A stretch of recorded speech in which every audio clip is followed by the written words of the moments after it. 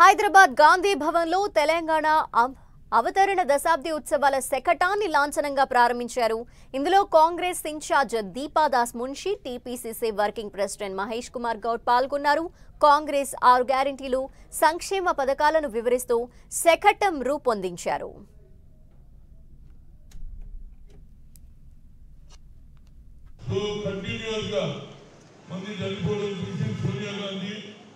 రాష్ట్రానికి వచ్చినప్పుడు నేను తప్పనిసరిగా నో మోర్ క్యాజువాలిటీ ఇక దావద్దు, నేను తెలంగాణ ఇస్తానన్నది ఇచ్చింది. దాని ప్రభావమే ఇవాళ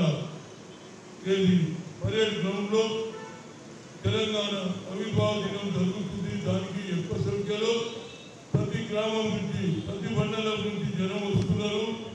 ఇది ప్రభుత్వ ప్రోగ్రాంలో తప్పనిసరిగా ఇచ్చిన వాగ్దానాలు, వారు డిక్లరేషనే కానీ, రైతుల సమస్యలే కానీ, నిరుద్యోగ సమస్యలు అన్ని కూడా తీర్చడానికి రేవంత్ రెడ్డి పూనుకున్నాడు.